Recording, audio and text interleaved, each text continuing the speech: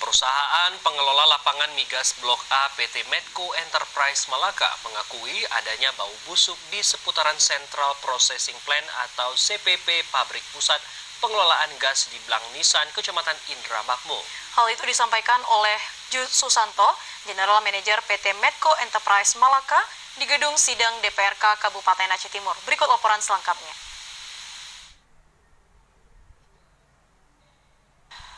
General Manager PT Medco INP Malaka, Susanto mengatakan kondisi kadar udara sekitar wilayah operasi Blok A yang disampaikan kepada DPRK dan pemerintah Aceh Timur.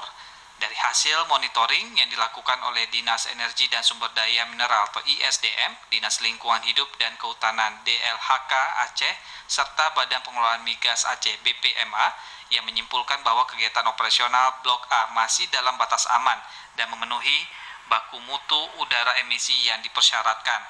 Pihaknya juga meminta kepada Akademisi Institut Pertanian Bogor atau IPB untuk memonitoring dan mengevaluasi kadar udara sejak tanggal 20 hingga 22 Mei. Kegiatan ini juga dilibatkan DLHK Aceh, DPRK, serta tokoh masyarakat sekitar untuk menyaksikan proses observasi.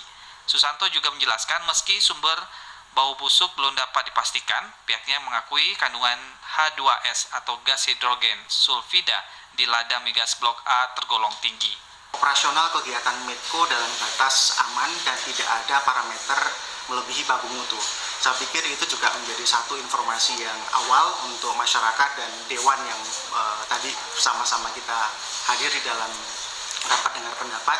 Mudah-mudahan dengan kehadiran IPB bisa memberikan informasi tambahan dan bisa menjernihkan suasana yang hari ini terjadi di tengah-tengah masyarakat.